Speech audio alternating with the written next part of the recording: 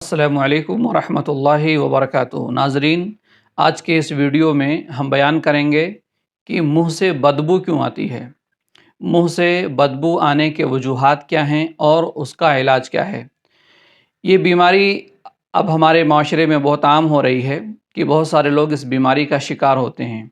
जब वो किसी से बात करते हैं तो मुँह से बदबू बहुत ज़्यादा आती है, बात करना मुश्किल हो जाता है। मुँह से बदबू क्यों आती है?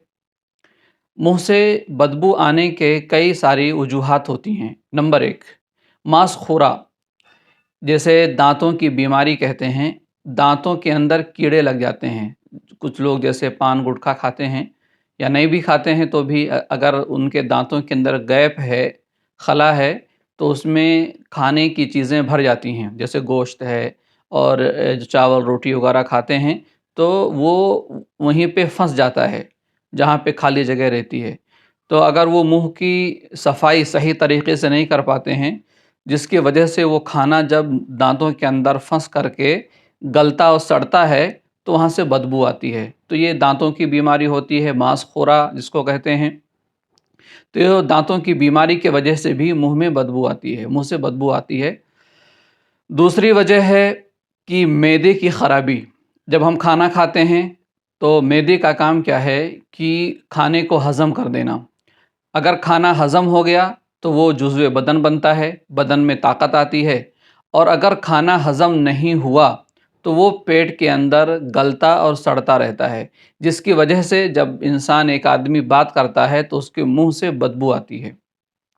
तो दूसरी वजह है कि आंतों की ख़राबी, मैदे की ख़राबी। और कुछ लोगों को कब्ज़ की शिकायत रहती है, कब्ज़ की वजह से पेट साफ़ नहीं होता है, तो उन लोगों के मुँह से भी बदबू आती है। तो ये चंद वजूहात हैं जिनकी वजह से ये बीमारी पैदा होती है। मुँह से बदबू आना अच्छी बात नहीं है, हर आदमी इसको नापसंद करता है।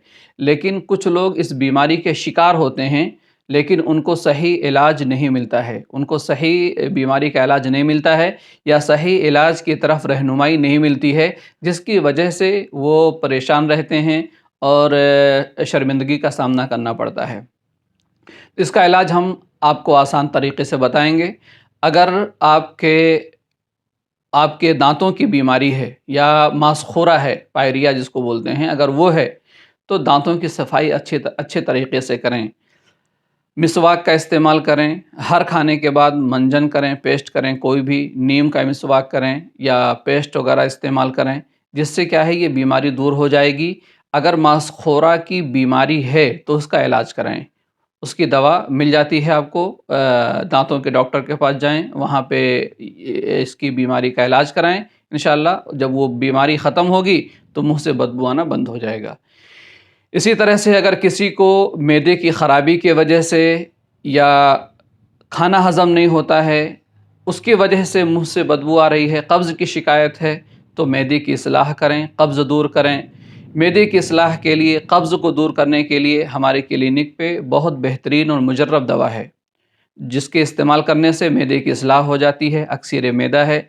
और कब्ज़ के लिए इत्रिफ़ल मुक़िल मुलय्यन है, जो तिब्बी यूनानी की बहुत ही मारूफ़ और मशहूर दवा है, ये ख़ास मैं बनाता हूँ।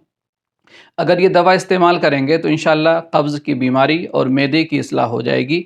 और अगर इस वजह से मुँह से बदबू आ रही है तो इंशाअल्लाह ये बीमारी दूर हो जाएगी।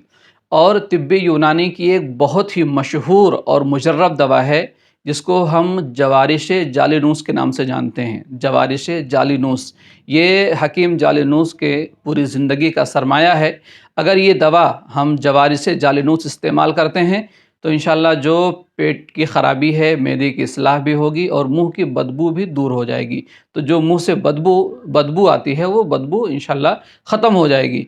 तो आप जवारिश जालिनूस इस्तेमाल करने या इसी तरह से इत्रिफ़ल मुक़िल मुलय्यन, अगर आपको कब्ज़ की शिकायत है, अगर आपको मैदे की ख़राबी है, तो अक्सीर मैदा इस्तेमाल करें।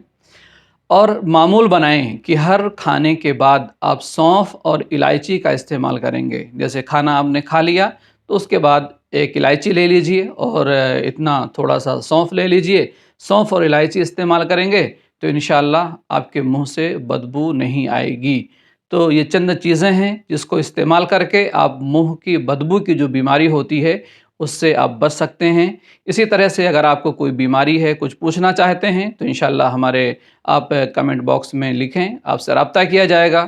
اسی طرح سے معلوماتی ویڈیو ہم آپ کے سامنے لاتے رہتے ہیں۔